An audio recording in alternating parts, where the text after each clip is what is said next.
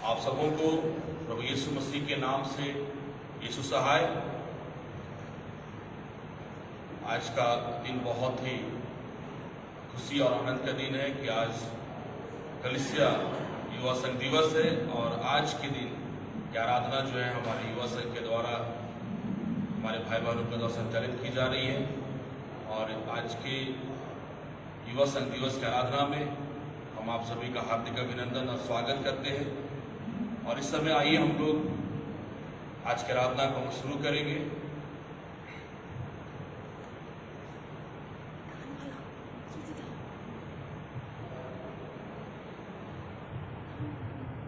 और आपको सूचना देनी है कि आज जो है युवा दिवस के अवसर पे 2 अतिरिक्त दान जो है आज जो है आप लोगों को भेंट चढ़ानी है। पहला युवा संघ लिफाफा दान और दूसरा युवा संघ दान। तो युवा संघ लिफाफा दान और युवा संघ दान जो है पहला गीत और उसके बाद तीसरा गीत में जो है युवा संघ दान आप लोगों को देना है। पहला गीत में लिफाफा दान, दूसरा गीत में गिरजा दान और तीसरा गीत में अतिरिक्त दान और उसके बाद युवा संघ दान।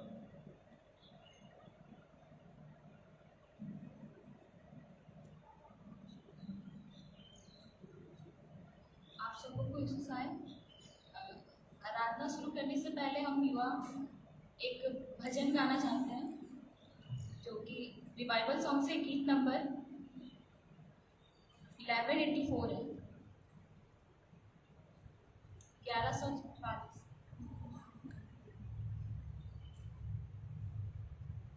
तोय प्रभु मोर गड़ेरिया रे, तोय प्रभु मोर चरवाहा रे, हरा भरा मैदान में चराएला, निर्मल झरिया में पियाएला।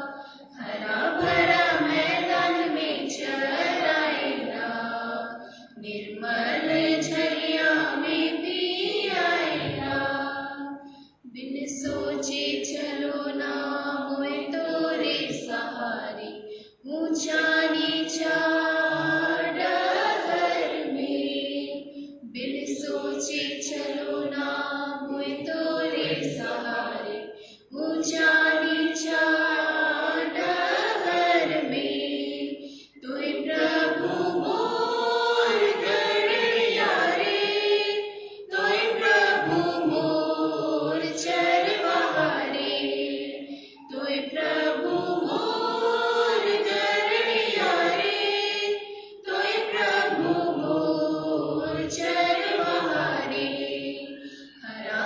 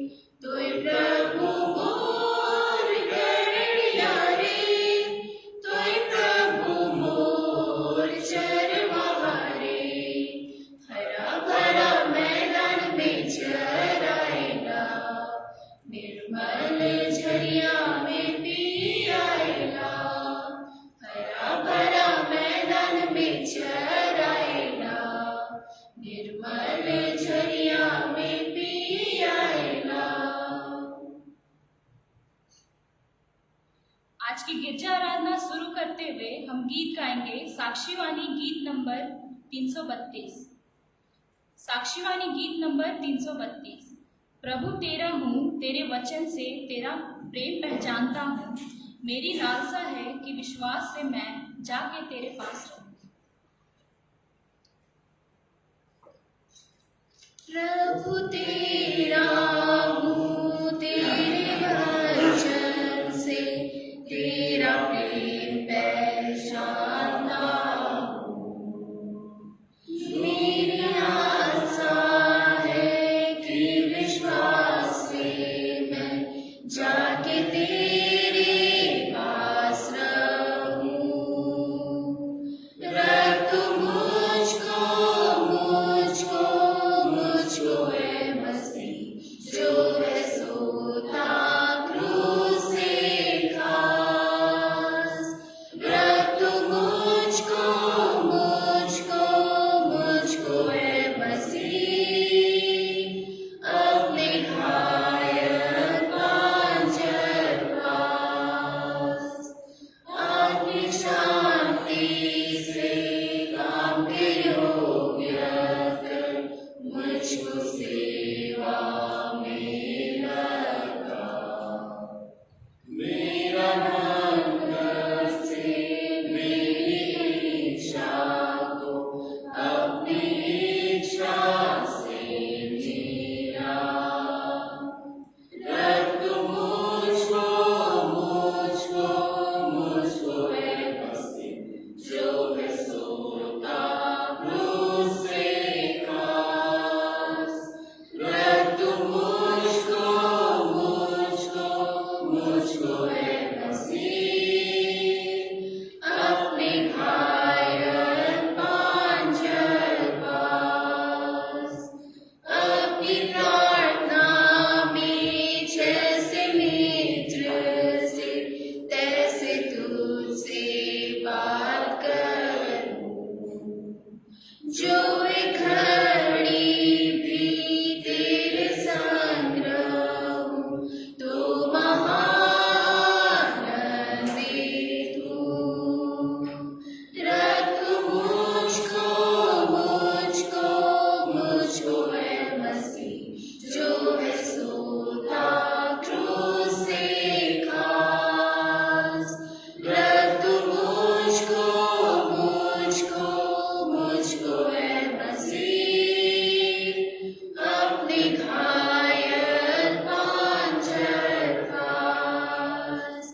सबसे गहरा प्रेम मैं न जानूंगा जब तक स्वर्ग न जाऊंगा। सबसे श्रेष्ठ आनंद कब मिलेगा जब तुझको आँख से देखूंगा। रख मुझको है मसीह जो है सोता क्रूस से खास। रख मुझको है मसीह अपने घायल पांजर पास। मंडली खड़े हो जाए। परमेश्वर पिता और पुत्र और पवित्र आत्मा के नाम से आमीन। हमारी सहायता ईश्वर के नाम से है जिसने स्वर्ग और पृथ्वी को सिरजा।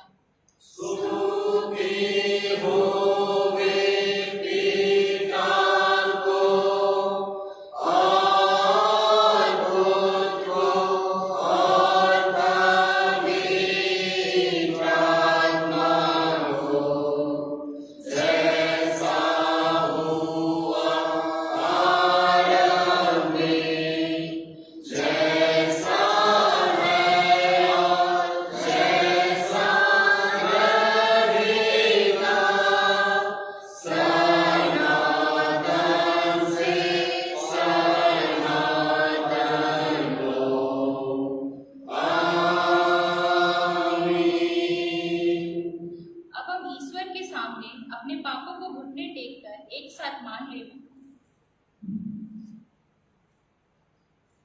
हे सर्वशक्तिमान ईश्वर दयालु पिता, हम दीनता इस अपने सब पाप और अपराधों को तेरे सम्मुख मान लेते हैं। तू अपने प्रिय पुत्र हमारे प्रभु यीशु क्रिस्त के कारण हम पर दया दृष्टि कर और हमारे सब पापों को क्षमा कर। आमीन।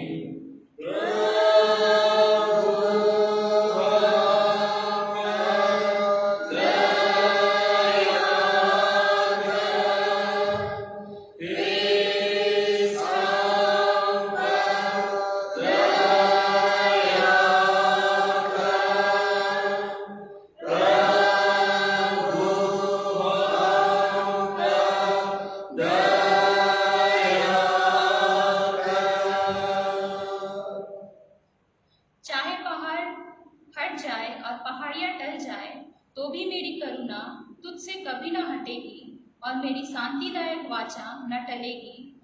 यहोवा जो तुझ पर दया करता है उसका यही वचन है। यशायाह 54:10। आमीन।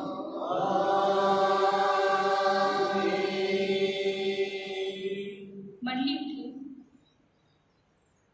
सबसे ऊंचे स्थान में ईश्वर का गुणनवाद होवे।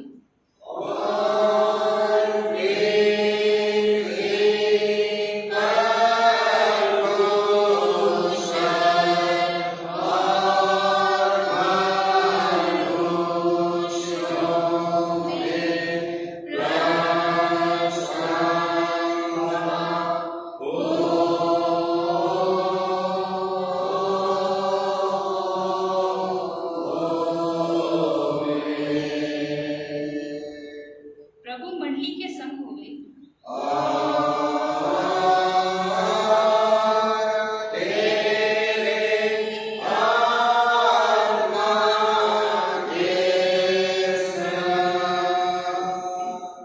हम प्रार्थना करें।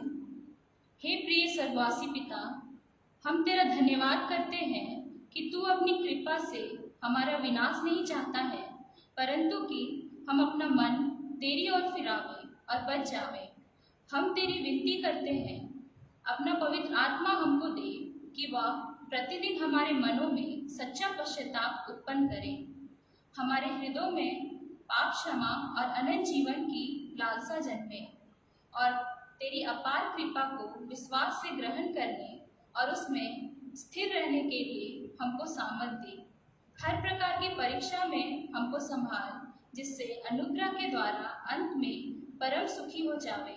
हमारे प्रभु यीशु क्रिस्ट के कारण। आमीन।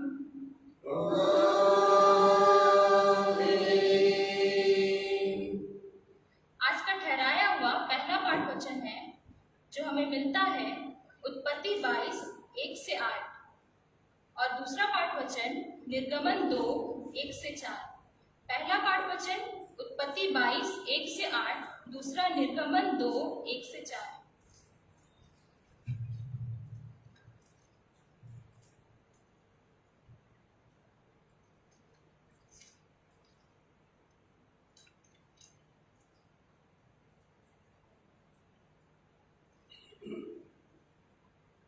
उत्पत्ति 22:1 से लेके 8 तक। इसमें ऐसा लिखा हुआ है, इन बातों के पश्चात ऐसा हुआ कि परमेश्वर ने अब्राहम से यह कहकर उसकी परीक्षा की, हे अब्राहम। उसने कहा, देख मैं यहाँ हूँ। उसने कहा, अपने पुत्र को अर्थात अपने इकलौते पुत्र इसहाक को जिससे तू प्रेम रखता है संग लेकर मेरियाह देश में चला जा और वहाँ उसको एक पहाड़ के ऊपर जो मैं तुझे बताऊंगा होमबलि करके चढ़ा। अतः अब्राहम सवेरे तड़के उठा और अपने गधे पर काठी कसकर अपने 2 सेवक और अपने पुत्र इसहाक के संग लिया और होमबलि के लिए लकड़ी चीर ली। तब निकलकर उस स्थान की ओर चला जिसकी चर्चा परमेश्वर ने उससे की थी। तीसरे दिन अब्राहम ने आंखें उठाकर उस स्थान को दूर से देखा और उसने अपने सेवक से कहा, गधे के पास से ही ठहरे रह, यह लड़का और मैं वहां तक जाकर और दंडवत करके फिर तुम्हारे पास लौट आएंगे।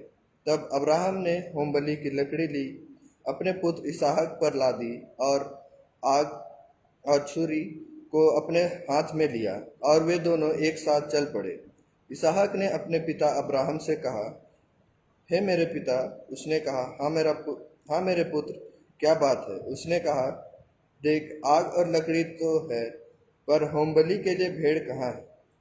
अब्राहम ने कहा, हे मेरे पुत्र, परमेश्वर होमबलि की भेड़ का उपाय आप ही करेगा। और वे दोनों संग संग आगे चलते गए। यहाँ तक आमीन।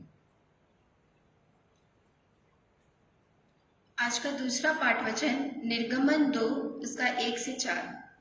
लेवी के घराने एक पुरुष ने एक लेवी वंश की स्त्री से विवाह कर लिया। वह स्त्री गर्भवती हुई और उसके एक पुत्र उत्पन्न हुआ, और यह देखकर कि यह बालक सुंदर है, उसे 3 महीने तक छिपा रखा। जब वह उसे और छिपा ना सकी, तब उसके लिए सरकंडों की एक टोकरी लेकर उस पर चिकनी मिट्टी और राल लगाई और उसमें बालक को रखकर नील नदी के किनारे कांसों के बीच छोड़ आई। उस बालक की बहन दूर खड़ी रही कि देखे उसका क्या हाल होगा। यहाँ तक आमीन। पढ़ने वालों को धन्यवाद। तेरा धन्यवाद होवे हे क्रिस्ट यीशु। हालेलुया।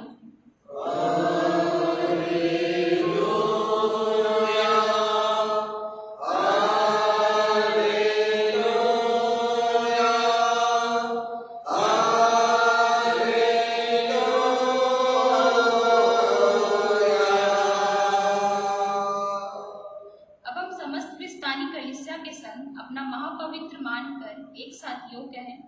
मैं विश्वास करता हूँ परमेश्वर पिता पर, जो स्वर्ग और पृथ्वी का सर्वशक्तिमान सृजनहार है, और उसके अकेले पुत्र अपने प्रभु यीशु ख्रिस्त पर, जो कोई आत्मा से जन्म में आया, पानी बलि से उत्पन्न हुआ, पांचों पिलातुस के आगे से दूध उठाया, क्रूस पर चढ़ाया गया, मर गया और मरा, प्रकाश निकला, इससे विपरीत को सृष्टि उठा, स्वर्ग पर चढ़ गया और परमेश्वर शक्तिमान का कहना करता है, जहाँ से मनुष्यों और मृत्यु को विचार करने को फिर आएगा। मैं विश्वास करता हूँ पवित्र आत्मा पर, एक ही पवित्र क्रिस्तानी कलीसिया, पवित्रों की संगत पर, पापों की क्षमा, देह के छूटने और अनंत जीवन पर। आमीन।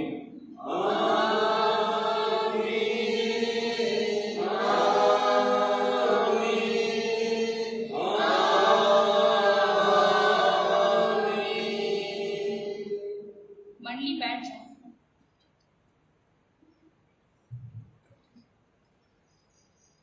आइए हम दूसरा गीत गाएंगे साक्षीवाणी से, गीत नंबर 346। साक्षीवाणी गीत नंबर 346। नीले आसमान के पार जाएंगे, मेरा यीशु रहता वहाँ, हम मिलेंगे बादलों पर, देखेगा सारा जहां। नीले आसमान के पार जाएंगे, मेरा यीशु रहता वहाँ। नीले आसमान के पार जाएंगे, मेरा यीशु रहता वहाँ। हम मिलेंगे बादलों पर, हम मिलेंगे बादलों पर,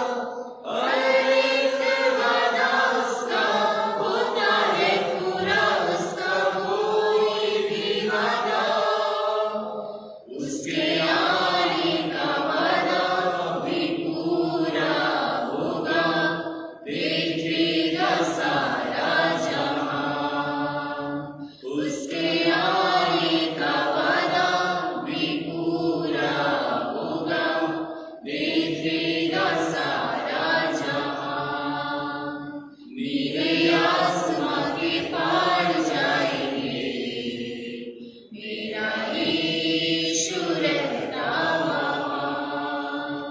हम मिलेंगे बादलों पर, हम मिलेंगे बादलों पर, देखेगा सारा जहां। नीले आसमां के पार जाएंगे, मेरा यीशु रहता वहाँ।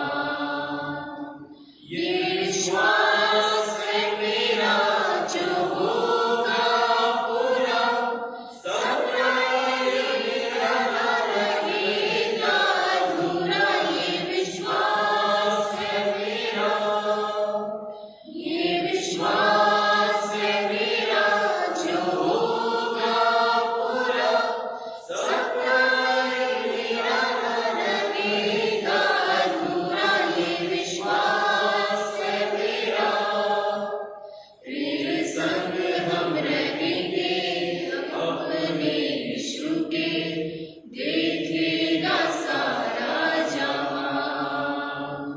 फिर संग हम रहेंगे अपने यीशु के, देखेगा सारा जहां। नीले आसमां के पार जाएंगे, मेरा यीशु रहता वहाँ। हम मिलेंगे बादलों पर, हम मिलेंगे बादलों पर, देखेगा सारा जहां। नीले आसमां के पार जाएंगे, मेरा यीशु रहता वहाँ।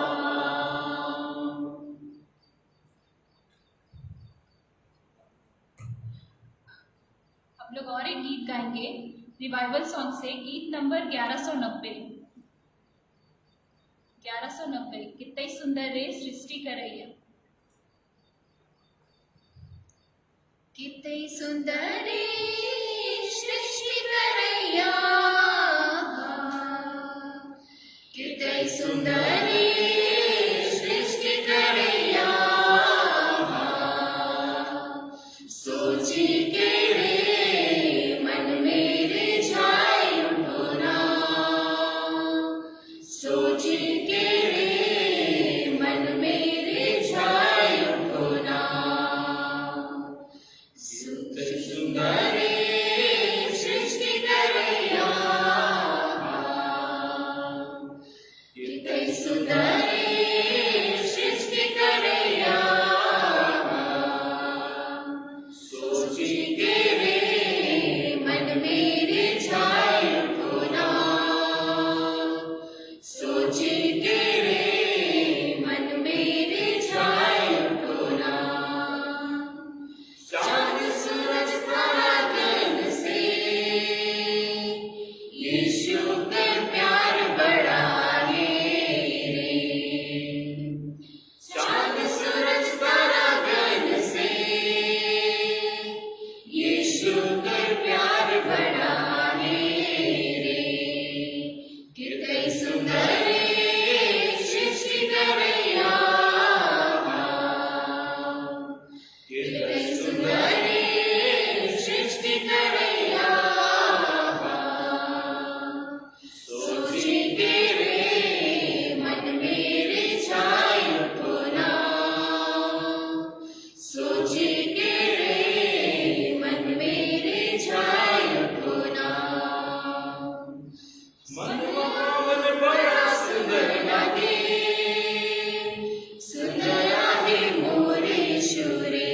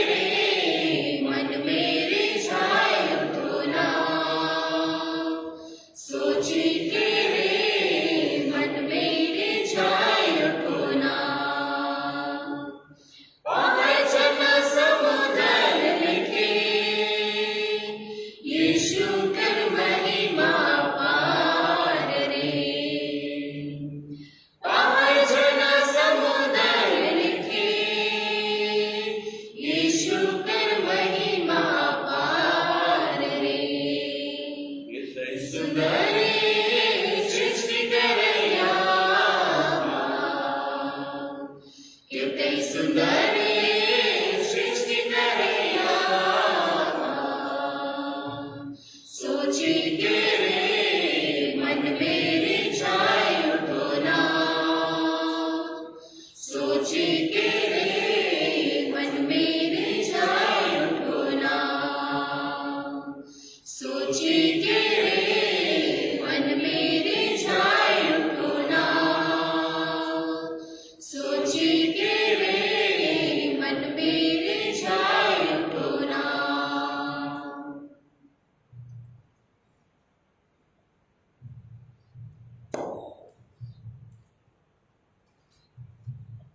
आइए हम लोग अपने स्थानों में खड़े हो जाएं।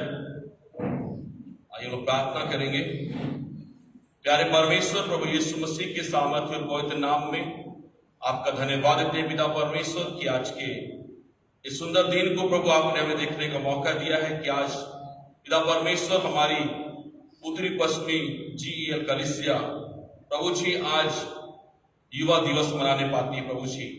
और पिता परमेश्वर, मैं आपका धन्यवाद देता हूं प्रभु जी कि आपने हमारे मंडली को पिता परमेश्वर आशीष दिया है, हमारे मंडली युवा संघ को आशीष दिया प्रभु जी कि आज पिता परमेश्वर हमारी मंडली युवा संघ के द्वारा प्रभु जी आज पिता परमेश्वर आपकी आराधना के लिए पिता परमेश्वर हमारे पिता परमेश्वर जवान खड़े होने पाते प्रभु, हम इसके लिए आपको धन्यवाद देते हैं। आज की सुबह पिता परमेश्वर सारी आदर महिमा प्रशंसा इज्जत गौरव पिता परमेश्वर हम आपको देते हैं। और इस समय पिता परमेश्वर हम आपके और उपस्थिति में आना चाहते हैं और करीब में आना चाहते हैं प्रभु। इस समय हमें अपनी उपस्थिति में ले ले। हाँ पिता परमेश्वर, आप हमारे सृष्टिकर्ता परमेश्वर है और हम जानते हैं पिता परमेश्वर कि आपसे बढ़कर पिता परमेश्वर इस पिता परमेश्वर दुनिया में, इस पृथ्वी में, इस पूरे सृष्टि में पिता परमेश्वर कोई दूसरा नहीं है। सिर्फ पिता परमेश्वर प्रभु यीशु मसीह का नाम है और उसी नाम में पिता परमेश्वर हर एक बातें पिता परमेश्वर आज इस पृथ्वी पर स्थिर है। आज की सुबह पिता परमेश्वर हम आपके सामर्थ्य और बलवंत वचन से पिता परमेश्वर सीखना चाहते हैं। वो दाता परमेश्वर इस समय हमारी अगुवाई करे, हमारी सहायता करे, हमारी मदद करे, ताकि प्रभु हम आपके अगुवाई में आपकी सहायता से पिता परमेश्वर आपके वचन को आपके अनुसार पिता परमेश्वर हम सीखने पाए।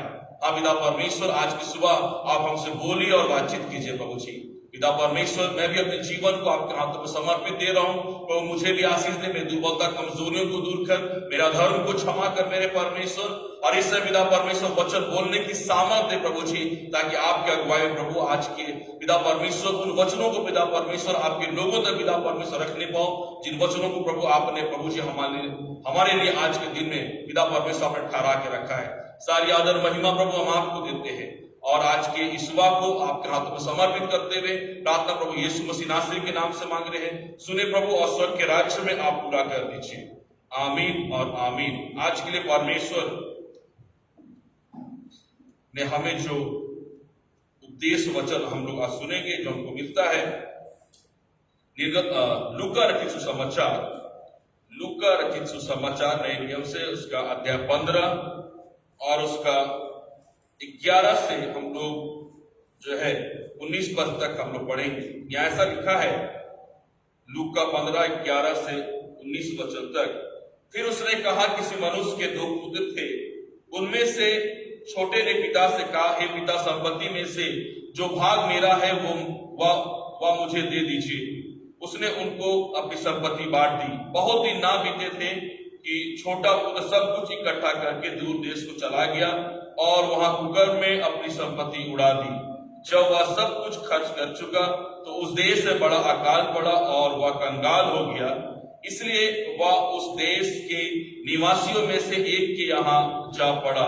उसने उससे अपने खेतों में सूअर चराने के लिए भेजा और वह चाहता था कि उन फलियों से जिन्हें सूअर खाते थे अपना पेट भरे, और उसे कोई कुछ नहीं देता था।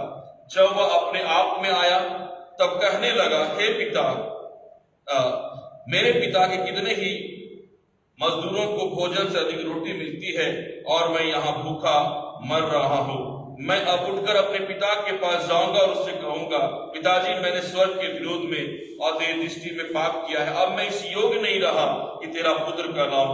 मुझे अपने मजदूर के समान रख ले। यहां तक आमीन। आइए हम अपने स्थानों पर बैठ जाए। परमेश्वर को धन्यवाद हो।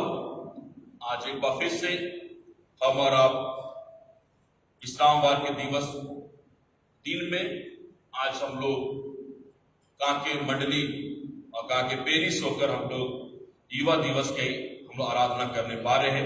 हम लोग सारी महिमा अपने परमेश्वर पिता को देते हैं। और आज सचमुच हमारे लिए और हम जितने भी आज जवान हैं, चाहे हम युवा हो चाहे हम युवती हो, आज हमारे लिए जो एक खास दिन हमारे कलीसिया के द्वारा ठहराया गया है कि इस दिन पूरी कलीसिया के जितने भी जवान हैं वो अपने आप को पहचानने पाए, क्योंकि ये बहुत बहुत ही जरूरी है कि आज कलीसिया के और खासकर मसीह जवान जो है अपने आप को जो है वो पहचानने पाए कि आज वे कौन है। बहुत बार जो है जवान अपने आप को नहीं पहचान पाते हैं और इसके कारण जो है आज स्थिति ऐसी हो जाती है कि बहुत बार कलीसिया से और मसीही झुंड से जो है हमारे जवान अलग अलग दिखाई देते हैं। और इसके पीछे कारण यही है कि जवान जो है अपनी सामर्थ को और परमेश्वर की जो योजना उनके साथ में जुड़ी हुई है उन सारी योजनाओं को जो है आज हमारे जवान नहीं जान पाते हैं। बाइबल में अगर हम लोग पढ़ते हैं बहुत सारी बातें हैं हमारे जवानों के विषय में लिखा हुआ, मगर कुछ बातें हैं जब इसको हम लोग सोचते हैं और विचार करते हैं तब ये समझ में आता है कि सचमुच हमारे लिए जो है परमेश्वर ने कुछ खास योजना बना के रखा है। जब हम लोग आदम के विषय में जब हम लोग बाइबल में पढ़ते हैं कि जब परमेश्वर ने आदम को बनाया तो सबसे सामर्थी बात वहां पे ये लिखी हुई है कि परमेश्वर ने आदम को ना तो बच्चा बनाया और ना उसको जो है बूढ़ा बनाया या फिर कह सकते उसको बुजुर्ग बनाया, मगर जब परमेश्वर आदम को बना रहा था, मिट्टी से बना रहा था परमेश्वर, तो मैं इस बात को सोच रहा था कि जब परमेश्वर आदम को बना रहा था तो कितना सोच रहा होगा परमेश्वर कि आदम को मुझको जो है कैसे बनाना है। मिट्टी लिया होगा परमेश्वर, उसको साना होगा, पहले छोटा बनाया होगा उसको। आज जैसे इंसान जो है इस पृथ्वी पर आते हैं एक छोटे बच्चे के रूप में, शायद परमेश्वर पिता सबसे पहले आदम को एक छोटा बच्चा बनाया होगा, उसके बाद देखा होगा ये ठीक नहीं है, फिर उसके बाद थोड़ा बड़ा बनाया होगा, उसके बाद देखा होगा ये भी ठीक नहीं, फिर और बड़ा बनाया होगा। सब रूप में जो है परमेश्वर ने आदम के विषय में जो है पहले सोचा होगा कि मुझको जो है मुझ परमेश्वर को जो है आदम को किस रूप में बनाना है। शायद परमेश्वर हर एक रूप के विषय में जो है सोचा होगा। और उसके बाद परमेश्वर ने देखा कि आदम को जो है जो सबसे मतलब कह सकते फिट हो रहा था या फिर जो सबसे अच्छा जो उसका जो है जीवन की अवस्था है वो था उसकी जवानी के दिन, उसकी जवानी की अवस्था। और उसके बाद ये बात को देखकर परमेश्वर ने उस आदम को जो है जब बनाया तो उसको छोटा नहीं बनाया, उसको बड़ा नहीं बनाया, उसको जवान बनाया। और आज हम जवानों को भी जो है इस बात को जो है सोचना होगा, समझना होगा, विचार करना होगा। मेरे प्रिय जितने हमारे कलीसिया के जवान है, हमारे मंडली और पेरिस के जवान है, हमको और आपको जानना होगा कि आज परमेश्वर हम और आप जिस अवस्था में पाए जाते हैं, आज युवा दिन है, युवा दिवस है, और आज हमको और आपको इस दिन के महत्व को समझना होगा। बहुत बार हम सोचते आ रहे हैं ये तो चर्च की बातें हैं, हमारे कलीसिया की बातें हैं, कितने सालों से होते हुए आ रहा है, तो आज का दिन तो मतलब होना ही होना है, साल में एक बार आता है। और इस दिन जो है चर्च आराधना का जो भाग है वो हम जो है जो भी जवान लोग हैं और मतलब हमको करना है और उसके बाद सब कुछ खत्म नहीं। अगर हमारी कलीसिया ने इस दिन को जो है हमारे और आपके लिए दिया है, हम जवानों के लिए दिया है, इसके पीछे कारण ये है कि हमारी कलीसिया भी जो है परमेश्वर के उस अगुवाई को जो है समझी कि हमको और आपको जो है जवानों के लिए जो है हम जो है एक सोच रखना होगा और एक विचार करना होगा। और उसके बाद जो है हमारी कलीसिया ने इस दिन को ठहराया है। जवान एक बात को जाने कि जैसे परमेश्वर ने आदम को जवान बनाकर इस सृष्टि में रखा और वो इस बात को जानता था कि एक जवान के अंदर में वो सारे गुण होते हैं, वो गुण होते हैं जिससे जो है सृष्टि क्या हो सकती है, आगे बढ़ सकती है। हमारे जवान इस बात को जाने, इस समय जब आप युवा अवस्था में हैं, आपके अंदर में वो गुण है, आपके अंदर में वो ताकत है, आपके अंदर में वो कार्य करने की क्षमता है जिससे कलीसिया और मंडली जो है वो मजबूत हो सके, जिससे क्या हो सके, कलीसिया और मंडली क्या हो सके, स्थिर रह सके। अगर आज हमारी कलीसियाओं में जो है हमारे जवान रहेंगे तो वचन के अनुसार निकाह के फाटक में जो है हमारे अगुवे नहीं डरते। इसलिए हम और आप जो है, हम जवान जो है अपनी योजना को समझे और परमेश्वर की उस योजना में हम लोग शामिल हो जाए। आज का 3 वचन जो है, पहला पाठ वचन, दूसरा पाठ वचन और उपदेश वचन, ये तीन वचन है और इन 3 वचन को मैंने 3 भाग में रखा आपके साथ में, और बहुत जल्दी मैं आपके साथ में इन तीनों भाग को रखना चाहता हूं। पहला भाग है वो है जब हम लोग निर्गमन की पुस्तक उसका 2 अध्याय उसके 1 से लेकर 4 वचन तक पढ़े थे। निर्गमन की पुस्तक उसका 2रा अध्याय 1 से लेकर 4 वचन तक जब हम लोगों ने पढ़ा, वहां पे लिखा मूसा के जन्म के विषय। ये पहला अवस्था है। आज हम 3 अवस्था के बारे में हम लोग बातचीत करेंगे। पहला बाल अवस्था, दूसरा किशोर अवस्था और तीसरा जो है जवानी के दिन। ये 3 बातें जो है आज हम जवानों को जो है शुरू से ही जो है आज इस बात को जो है हमको और आपको जानना होगा।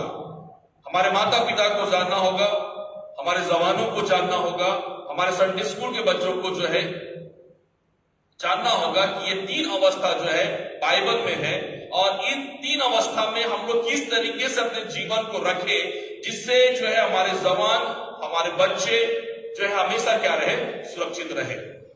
और ये 3 बातें जो है बहुत जल्दी मैं आपके सामने रखना चाहता हूं। पहली बात जो है जो हम लोग देख रहे थे, बाल अवस्था।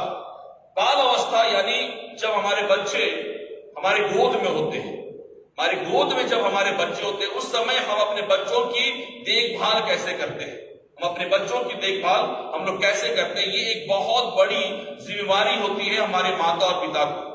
हमारे माता पिता के ऊपर में एक बहुत बड़ी जिम्मेवारी है कि इस अवस्था में हम अपने बाल बच्चों को क्या करें, कैसे रखें। यहां पर लिखा है निर्गमन 2 अध्याय उसका 1 से लेकर 4 वचन तक को जब हम लोग पढ़ते हैं तो यहाँ पे लिखा है मूसा का जन्म होता है। और जब मूसा का जन्म होता है तब यहाँ पर यह लिखा हुआ है कि उस समय जो है ये एक कानून बना दिया गया था कि जितने बच्चे हैं उनको क्या कर दिया जाए, मार दिया जाए। जितने लड़के बच्चे हैं उनको क्या कर दिया जाए, मार दिया जाए। और ऐसी परिस्थिति में मूसा की मां जो है वो एक काम करती है कि जब मूसा का जन्म होता है तो तब वो जो है दूसरा वचन से जब पढ़ते हैं तो वहां पे लिखा है वह स्त्री गर्भवती हुई और उसके एक पुत्र उत्पन्न हुआ और यह देखकर कि यह बालक सुंदर है उसे 3 महीने तक छिपा रखा। उस बच्चे को क्या की उसकी मां ने, मूसा को जो है वो 3 महीने तक क्या करके रखा, छिपा रखी। उसके बाद आगे लिखा है कि जब वह उसे और ना छिपा सकी तब उसे सरकंडों की एक टोकरी लेकर उस पर चिकनी मिट्टी और राख लगाई और उसमें बालक को रखकर नील नदी के किनारे घासों के बीच छोड़ आई और उस बालक की बहन दूर खड़ी रही और देखे उसका क्या हाल होगा। ये बहुत ही सामर्थ्य वचन लिखा हुआ कि आज जब हमारे और आपके गोद में जब एक संतान होता है, एक बालक होता है, उस समय हम उसकी सुरक्षा कैसे कर रहे हैं। बहुत बार हम और आप जो है उसकी सुरक्षा जो है हम लोग जो है करते तो है अपनी समझ, अपनी शक्ति से, अपनी ताकत से, अपनी बुद्धि से हम लोग उसकी क्या करते हैं, देख रेख करते हैं और उसकी जो भी सुरक्षा है हम लोग उसको करते हैं। मगर उसके साथ साथ बाइबल ये बात को बतलाती है कि हमें जो है कुछ और भी काम करने की जरूरत है। यहां पे ये लिखा हुआ है कि उस मूसा की मां ने उसको छिपाने के लिए, उसको सुरक्षित रखने के लिए, हर खतरों से बचाने के लिए, या फिर उसको दूसरे शब्दों में कहे मौत से बचाने के लिए उसने एक टोकरी बनाई, उसके अंदर में उस बालक मूसा को रखा और उसके बाद ये लिखा है उस टोकरी को जब वो तैयार कर रही थी तब यहां पे लिखा है कि उसमें जो है उसने मिट्टी लगाई, राल लगाई, उसको सब तरीके से क्या रखा, सुरक्षित बनाई और उसके बाद उसको जो है नील नदी में क्या कर दिया गया है, छोड़ दिया गया है सरकंडों के बीच में, बीच धारा में नहीं, सरकंडों के बीच में, जहां पर वो जानती है कि ये टोकरी क्या रहेगा, सुरक्षित रहेगा। बहुत ही बुद्धिमानी के साथ जो है वो अपनी काम को जो है बहुत ही सोच समझ के करती है। आज हम हर एक माता पिता को मैं उत्साहित करना चाहता हूं, हमारे जो बच्चे हैं उनकी सुरक्षा कैसे हम लोग करें। सरकंडों की एक टोकरी हम और आप बनाए, उसमें मिट्टी लगाए, राल लगाए, और ये मिट्टी और राल जो है, ये मिट्टी और राल जो है, ये हमारे प्रभु यीशु मसीह का वो देह और लहू की सामर्थ है। इसको अगर हम लोग सीधे रूप में अगर कहे, हमको और आपको जो है प्रभु यीशु मसीह के लहू में, उसकी देह में जो है अपने बच्चों को छिपा के रखने की जरूरत है। अपने बच्चों को जो है उस देह और लहू की सामर्थ में छिपा के रखने की जरूरत है। नील नदी की धारा में जो है उसको छोड़ने की बात है। ये नील नदी की धारा आज हो सकता है कि संसार में हम और आप जो जीवन को जीते हैं, ये संसार की धारा है, इसको हम बोल सकते हैं कि वो नील नदी है। और इस नील नदी की धारा इतना तेज है मेरे प्रियो, इतना तेज है कि अगर वो टोकरी मुख्य धारा में चल जाए तो वो कहां चल जाएगा बह के, इसको कोई नहीं जानता था। पर मूसा की मां एक बात को जानती थी कि सरकंडों के बीच में, झाड़ियों के बीच में अगर मैं इसको छोड़ दूंगी तो मुख्य धारा से वो टोकरी बचा हुआ रहेगा। आज मसीह में मेरे प्रिय माता पिता भाई बहन, ये जो सरकंडों का झुंड है, ये हमारी कलीसिया है, ये हमारी मंडली है। मंडली में संडे स्कूल है, युवा संघ है, ये बहुत सारे ऐसी जगह है जहां पर हम अगर अपने बच्चों को ला के छोड़ देते हैं, जहां पर ला के अपने बच्चों को हम लोग छोड़ देते हैं, विश्वास करें परमेश्वर का ये वचन बोलता, हमारे बच्चे इधर उधर नहीं बहेंगे, हमारे बच्चे इधर उधर नहीं बहेंगे, हमारे बच्चे वहीं पे क्या रहेंगे, सुरक्षित रहेंगे। वो टोकरी जो है वहीं पर क्या रहेगा, सुरक्षित रहेगा। और दूसरी जो महत्वपूर्ण बात यहां पर ये लिखा हुआ है कि मूसा की मां मूसा की बहन को जो है ड्यूटी लगा दी, कार्य लगा दी कि जाकर देखो कि वो टोकरी इधर उधर तो नहीं जाता है। आज बहुत बार हम लोग अपने बच्चों को जो है संसार में छोड़ रहे हैं, दुनिया में छोड़ रहे, स्कूल भेज रहे, कॉलेज भेज रहे, बहुत अच्छी बात है, मगर उसके साथ साथ क्या हम लोग उनको देख पा रहे हैं कि हमारे बच्चे दिन भर के जीवन में क्या करते हैं, हमारे जवान आज दिन भर के जीवन में क्या कर रहे हैं, हमारे किशोर आज दिन भर के जीवन में क्या कर रहे हैं। इस बात की चिंता हमको रात को होनी चाहिए, माता पिता को होनी चाहिए। आज एक बहुत बड़ी जिम्मेवारी है। बहुत बार हमको तब नजर आता है जब टोकरी डूबने लगता है, जब टोकरी क्या होने लगता है, डूबने लगता है, तब हमको समझ में आता, ओ हमारे बच्चे क्या हो रहे हैं, आज डूब रहे हैं, हमारे बच्चे आज गलत राह में चल गए हैं, हमारे बच्चे जो है आज असुरक्षित हो गए हैं। तब हमको रात को जो है वो दिखाई देता है, उससे पहले हमको दिखाई नहीं देता है। इसलिए जरूरी है हम अपनी नजर को जो है अपने बच्चों पर हमेशा लगा के रखें, ताकि हमारे बच्चे इधर उधर ना जाए। ये टोकरी आज हमारे लिए क्या हो सकती है। बाइबल में मैं आज पढ़ रहा था, बहुत अच्छा वचन लिखा हुआ है कि ये टोकरी, इसमें आज हमें अपने बच्चों को रखना है।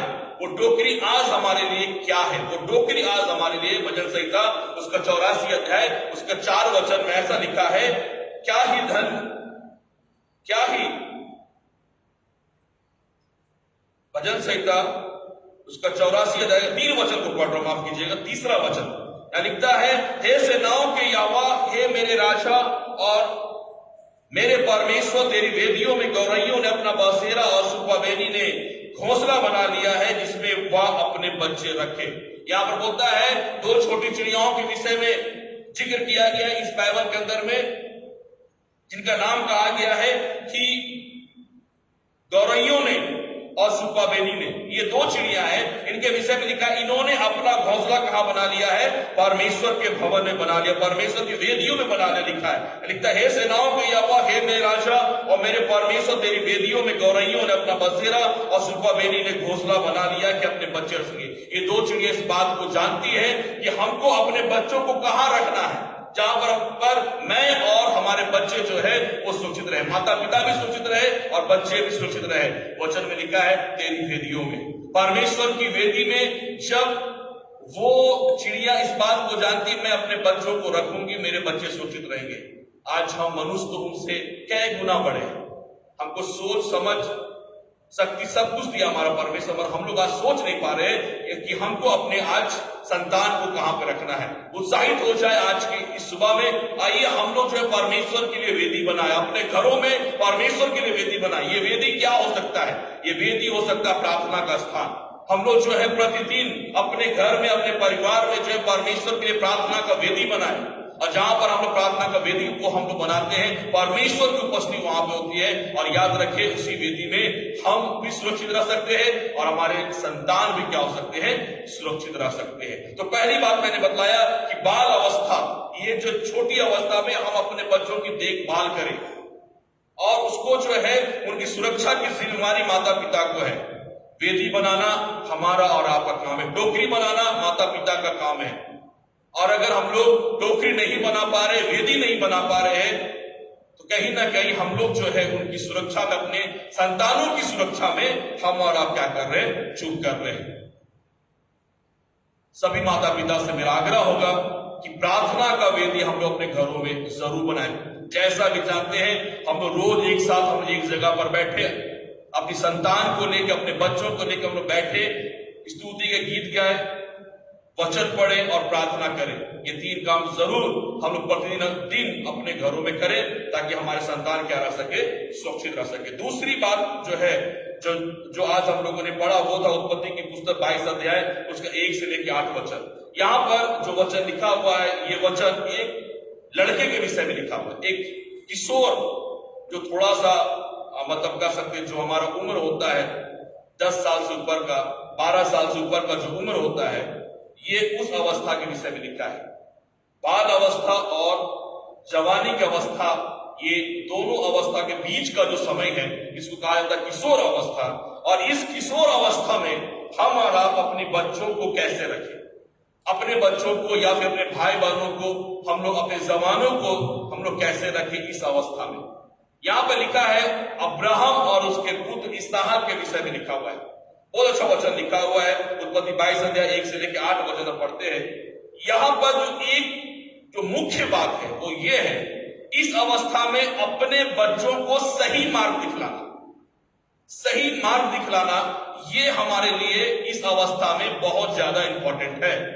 बहुत बार हम लोग सही राह नहीं दिखला पाते। हम सोचते हैं कि हमारा बच्चा अब क्या चुका है, सियाना हो गया है, अब वो स्कूल जाता है, हाई स्कूल पहुंच गया है, अपने से आना जाना करता है, साइकिल चलाना सीख गया है, खाना बनाना सीख गया है। और जब इन सारी बातों को हम लोग सोच लेते हैं, उसके बाद हम लोग बोलते हैं कि अब जो है इनको कुछ बताने की जरूरत नहीं। यहां पर हम लोग चूक कर रहे हैं। मसीह में मेरे माता पिता भाई बहन, हम लोग यहां पर चूक कर रहे हैं। ये जो अवस्था है, इस अवस्था में सबसे ज्यादा इंपॉर्टेंट है कि हम और आप अपने संतानों को सही मार्ग दिखाने का कार्य करें। और अगर नहीं दिखा पाएंगे तो हम और आप जो है कहीं ना कहीं चूक करेंगे और हमारे संतान, हमारे बच्चे जो जवान हो रहे हैं, वे लोग दूसरे राह में भटक जाते हैं, भटक जाएंगे या फिर जा रहे हैं। इसलिए सही मार्ग दिखलाना है। यहां पर अब्राहम और इसहाक के बारे में लिखा कि जब परमेश्वर ने कहा उसको कि तू अपने इकलौते पुत्र इसहाक को मोरिया देश में ले जा, वहां पर मैं तुझको एक पहाड़ दिखाऊंगा और उस पहाड़ पर जाकर जो है तू अपने इकलौते पुत्र इसहाक को क्या कर देना, बलि कर देना। वहां पर लेकिन क्या कर देना, बलिदान कर देना। इस पहाड़ के विषय में मैं जब सोचता हूं बहुत ध्यान हो, ये जो पहाड़ है, जिस पहाड़ के विषय में परमेश्वर बोलता है, उस पहाड़ पर मैंने पहले से उसके लिए जो है हमारा परमेश्वर ने पहले से अब्राहम और इसहाक के लिए उपाय करके रखा था, वो बलिदान का मेमना पहले से उपाय करके रखा था। आज मसीह में मेरे प्रिय माता पिता भाई बहन, हम लोग आनंदित हो जाए कि आज परमेश्वर हमारे और आपके जीवन के लिए कुछ करना चाह रहा है। हमारे और आपके जीवन के लिए वो कुछ बतलाना चाह रहा है कि हम कैसे उपाय करें। कलीसिया आज वो पहाड़ है जहां पर हमारे और आपके लिए उपाय करके रखा है हमारा परमेश्वर। और इस कलीसिया तक, उस पहाड़ तक बच्चों को ले जाने की जिम्मेवारी माता पिता की है। सही मार्ग में ले जाकर उस स्थान तक जहां पर परमेश्वर उपाय करके रखा है, वहां तक ले जाने की जिम्मेवारी माता और पिता की होती है। अब्राहम ने बहुत अच्छे तरीके से अपने पुत्र को जो है उस जगह तक पहुंचाया, उस जगह तक पहुंचाया जहां पर जो है परमेश्वर ने उनके लिए उपाय करके रखा था। अगर दूसरे जगह पर अगर चला जाता, मार्ग अगर वो सही नहीं चुनता और वो दूसरे पहाड़ पर चल जाता, तो याद रखे उनके लिए वहां पर भेड़ का उपाय नहीं किया गया था, बलिदान का मेमने का उपाय दूसरे पहाड़ पर नहीं था, उसी पहाड़ पर था जिसको परमेश्वर ने उसको बतलाया था। आज ऐसे ही स्थिति हमारे साथ में है। अगर हम अपने संतान को अगर कलीसिया तक लेके नहीं आ रहे, चर्च तक लेके नहीं आ रहे, परमेश्वर के संगति में नहीं लेके आ रहे, इसका मतलब है कहीं ना कहीं हम और आप उसके लिए जो परमेश्वर ने योजना बना के रखी है, उस योजना से उसको हम लोग क्या करते रहे, दूर करते रहे। और ये अगर आज हमारे बच्चे परमेश्वर की आशीष से और अपने जीवन की उत्तम आशीष से अगर आज चूक कर जा रहे हैं, तो कहीं ना कहीं माता पिता हम लोग क्या है, आज जिम्मेवार है। कहीं ना कहीं हम माता पिता आज क्या हो जा रहे, जिम्मेवार हो जा रहे, क्योंकि हम लोगों ने सही तरीके से उनको उस मार्ग में चलना नहीं सिखाया।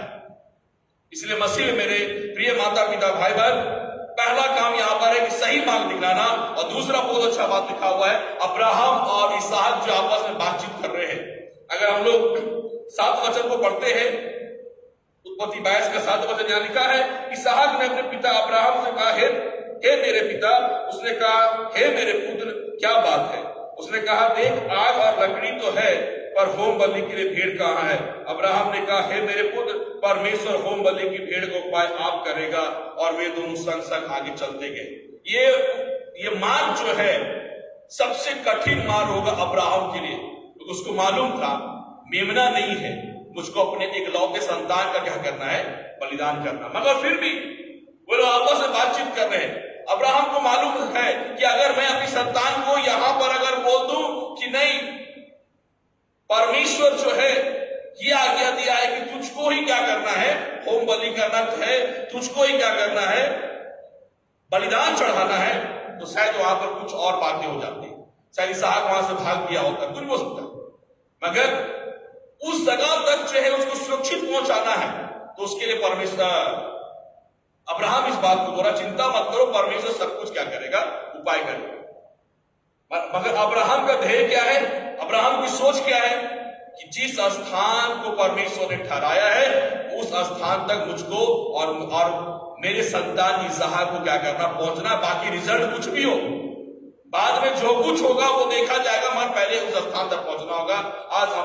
आज की सुबह आइए हम लोग उत्साहित हो जाए कि उस जगह तक पहुंचने के लिए हम लोग भी क्या हो जाए, तैयार हो जाए। वो जगह आज क्या है, चर्च है। वो जगह आज क्या है, हमारी कलीसिया है। वो जगह आज हमारा और आपका वो संगति है जहां पर हम और आप एक साथ मिलकर परमेश्वर की क्या करते हैं, हम लोग आराधना करते हैं। मसीह में मेरे प्रिय माता पिता भाई बहन जितने हैं, आप सभी सही मार्ग दिखलाए, बच्चों से बातचीत करें, दूर नहीं रहे। आज के समय में लोग जो है नौकरी कर रहे, ड्यूटी कर रहे, कार में इतना व्यस्त है कि अपने बच्चों को वो लोग समय नहीं दे पाते हैं। मगर आज जरूरत है ये दूसरा काम करने की कि हम अपने बच्चों से क्या करें, बातचीत करें। और वो बातचीत कैसा होना चाहिए, वो बातचीत होना चाहिए कि परमेश्वर हमारे लिए क्या करेगा, उपाय करेगा। बहुत अच्छी बात लिखा हुआ है मार्ग के विषय में, नीति वचन उसका 22 अध्याय और उसका 6 वचन को जब पढ़ते हमारा, यहां पे लिखा है नीति वचन 22 अध्याय का 6 वचन में, लड़के को उसी मार्ग की शिक्षा दे जिस पर उसको चलना चाहिए, और वह बुढ़ापे में भी उससे ना हटे। उसी मार्ग की शिक्षा दे, इस पर उसको चलना है। गलत मार्ग की शिक्षा हमको आपको नहीं देना है। मैंने बहुत बार आपके मंडली में इस बात को मैंने रखा है कि उसी मार्ग की शिक्षा दे जिस पर उसको चलना है। बहुत बार हम लोग जो है अपने बच्चों को गलत मार्ग दिखलाते हैं, माता पिताओं के। ये हमारे बहुत छोटी सी बात है कि हम अपने जो बच्चे जो दौड़ सकते हैं, चल सकते हैं, तो माँ बाप जो है, खासकर बाप जो है, एक जो है बहुत तुरंत अपने बच्चों को बोलता है, अरे बेटा कहाँ हो, जाओ, टेबल में जो है खैनी का पुड़िया रखा है, खैनी का डब्बा रखा, उसको ले क्यों मेरे पास में। हम लोग क्या मार्ग दिखला दें इसको कि तुम जाओ, खैनी का डब्बा है, दारू का बोतल है, उसको क्या करो, वहां सर लेके आओ मेरे लिए। हमने उसको जो है वो मार्ग दिखला दिया जो एक गलत मार्ग है, वो मार्ग दिखला दिया जो गलत मार्ग है। और उसके बाद हम और आप सोचते हैं कि हमारा बच्चा क्या रहे, सुरक्षित रहे। कैसे सुरक्षित रहेगा? माता पिता होकर हम लोगों ने उसको क्या दिखला दिया है, पहले ही गलत मार्ग दिखला दिया है। मसीह में मेरे प्रिय माता पिता भाई बहन, उसी मार्ग की शिक्षा बतला जिस पर चलना है, और वो मार्ग है कि हम अपने बच्चों को कैसे परमेश्वर के पास लेकर आए, कैसे परमेश्वर के नजदीक लाए, कैसे परमेश्वर के वचन के नजदीक लेकर आए। ये आज हमारी जिम्मेवारी है, गलत मार्ग नहीं दिखलाए। अगर आज हम लोग गलत मार्ग दिखला रहे, तो याद रखिए हमारे संतान उसी मार्ग में चलेंगे, और ये जिम्मेवारी गलत मार्ग में ले जाने की जिम्मेवारी माता पिता की होगी। इसलिए हमको और आपको अपने बच्चों को जो है सही मार्ग दिखलाने की जरूरत है। नीति वचन 16 अध्याय उसका 25 वचन को जब पढ़ते हैं, ऐसा लिखा है, ऐसा भी मार्ग है जो मनुष्य को सीधा जान पड़ता है, परंतु उसके अंत में मृत्यु ही मिलती है। हम लोग को लगता नहीं कि खैरी लाने जा रहा है, चौक जा रहा है, पान लाने के लिए जा रहा है, गुटखा लाने के लिए जा रहा है, मेरे लिए हम लगता है क्या होगा इससे, हमको लग रहा है सीधा मार्ग है। हम माता पिता क्या लग रहा है, सीधा मार्ग है, मगर नहीं, यहां लिखता है सीधा जान तो पड़ता है, मगर अंत में क्या मिलता है, मृत्यु मिलता है।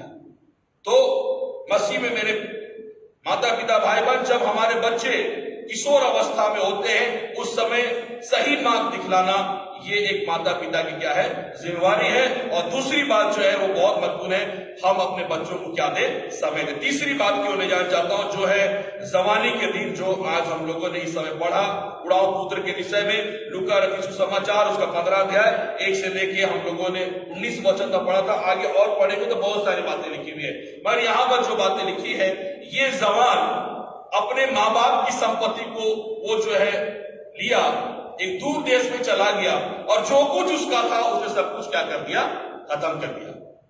ये जवान के विषय में लिखा है, और इसके विषय में लिखा ये उड़ाव पुत्र है, और इसके विषय में ये लिखा है कि इसने अपनी सारी संपत्ति उड़ा दी, सब कुछ खत्म कर दिया, पाप में गिर गया, बर्बाद हो गया। जो कुछ इसका धन दौलत, राजा के समान, राजकुमार के समान जब एक जीवन को जी रहा था, अब सब कुछ खत्म हो गया, ये पूरा कंगाल हो गया। मगर अच्छी बात यह है कि जब वो अपने पिता के पास वापस आता है तो उसका पिता उसको माफ करता है।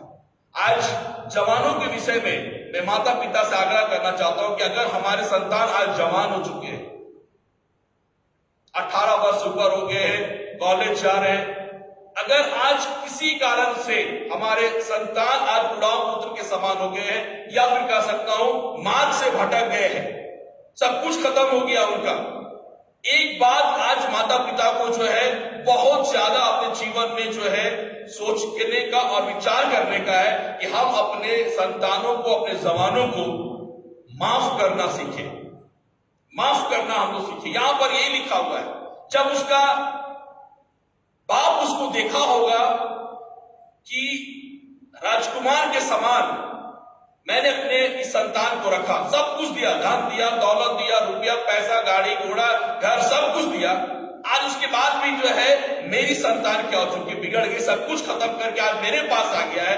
शायद उसका बाप चाहता तो एक बार बोलता है जा जिधर से आया उधर ही वापस चला। आज के समय का अगर कोई पिता होता था ऐसे बोलता इधर से तू आया उधर ही चला जा, वापस उधर ही मर, सब कुछ कर, मेरे पास वापस नहीं आ, जो कुछ था सब कुछ खत्म कर दिया, धन दौलत रुपया पैसा, आप मेरे पास आने की कोई जरूरत नहीं। आज का शायद पिता या माँ हम जो है ऐसे ही कहेंगे, मगर ये पिता से आज जो एक सीख मिलती है कि उसने अपने बेटे को गाली गलौज नहीं किया, उसको फिर से क्या किया, वापस लिया, उसको गले लगाया, उसके सारे गुनाहों को क्षमा किया, बोला कोई बात नहीं, सारे गुनाहों को मैं क्षमा करता, और जो कुछ उसने खोया था और जो कुछ जो है उसने बर्बाद कर दिया था, उसको सब कुछ क्या किया गया, वापस किया गया। आज बहुत बार हम लोग अपने जवानों को माफ नहीं कर पाते, अपने जवान बेटे बेटियों को हम लोग माफ नहीं कर पाते, और जिसके कारण माफ नहीं करने के कारण उनका जीवन और बदतर स्थिति में चला जाता है, और वे लोग और अधिक नाश हो जाते हैं, और अधिक पाप में उनका जीवन क्या हो जाता है, फंस जाता है। माफ करें हम माता पिता, अपने जवानों को हम लोग माफ करें। हाँ, मगर ऐसा नहीं कि हम लोग हमेशा माफ करें, क्योंकि वचन में यह भी लिखा हुआ है, अगर पढ़ते इफिसी उसका 6 अध्याय उसका 2 वचन में लिखा है कि अपने माता पिता का आदर कर जिससे तेरा भला हो और पृथ्वी पर तेरा जीवन क्या होगा, अधिक होगा। यह भी लिखा है, 5वीं आज्ञा है, अपने माता पिता का आदर कर। ऐसा नहीं कि बार बार हम लोग गलती करें, जवान ऐसा नहीं कि हम लोग बार बार गलती करें, लिखा है अपने माता और पिता का आदर कर जिससे तेरा भला होगा और पृथ्वी पर तेरा जीवन क्या होगा, अधिक होगा। माफ अगर हमारे माता पिता हमको माफ कर रहे हैं तो इस बात को समझना होगा हमको और आपको कि वो इसलिए माफ कर रहे हैं ताकि हमारा जीवन और बेहतर हो सके। इसलिए नहीं माफ कर रहे कि हम फिर गलती करे जाते, नहीं, वो इसलिए माफ कर रहे हैं, इसलिए जो है ये उड़ाव पुत्र का बाप जो उसको इसलिए माफ कर रहा है कि अगर मैं फिर से अगर इसको क्या कर दूं, माफ ना करूं, इसको अगर मैं क्या करूं, फिर से वापस भेज दूं तो शायद इसका जीवन नाश हो जाएगा। बोला नहीं, इसको क्या करो, माफ करो, अपने पास लाओ ताकि इसका जीवन बच जाए। इसलिए आइए हम माता पिता एक काम करें, अपने जवानों को माफ करना सीखे और जवानों से आग्रह है कि वो अपने माता पिता का क्या करे, आदर करे, जिससे उनका भला हो। लिखा हुआ है जिससे उनका क्या होगा, भला ही होगा और उनका पृथ्वी पर का जीवन अधिक होगा। तो हम जवानों के विषय यह लिखता है कि जवानी के दिनों में क्या होना चाहिए। हम माता पिता का ये भाग होगा कि हम अपने बच्चों को माफ करना सीखे, और बच्चों का या फिर हमारे जवानों का भाग ये होगा कि वो अपने माता पिता का क्या करे, आज्ञा का पालन करे। और दूसरी सबसे बड़ी जो आज्ञा हम जवानों के विषय में लिखा हुआ है वो हमको मिलता है सबोपदेशक की पुस्तक, सब लोग जानते हैं उसका 12 अध्याय और उसका पहला वचन। यह लिखता है, अपनी जवानी के दिनों में अपने सृजनहार को स्मरण कर, इससे पहले कि विपत्ति के दिन आए और वे वर्ष आए जिनमें तू कहे कि मेरा मन इनमें नहीं लगता। अपने सृजनहार परमेश्वर को हमको और आपको क्या कर लेना है, याद करना है। जिंदा परमेश्वर को क्या करना है, याद हमको और आपको करना है। यह है हम जवानों का कर्तव्य, अपने माता पिता का आदर करें और अपने सृजनहार परमेश्वर को हम लोग क्या करें, याद करें। तो मसीह में मेरे प्रिय माता पिता भाई बहन, आज की सुबह मैं 3 बातों को आपके सामने रखा कि हम अपने घर को, अपने बच्चों को, अपने जवानों को हम लोग क्या करें, कैसे हम लोग क्या करेंगे, सुरक्षित रखेंगे। तो हम लोग 3 बातों को देखा, बाल अवस्था, किशोर अवस्था और उसके बाद हमने देखा जवानी के दिन। आइए हम लोग कुछ ऐसा काम, ऐसी योजना बनाकर हम अपने परिवार को आगे चलाने का काम करें। अभी तक हम लोगों ने कैसे चलाया अपने परिवार को, हम लोग खुद जानते हैं। हमारी परिवार की स्थिति कैसी है, हम लोग खुद जानते हैं।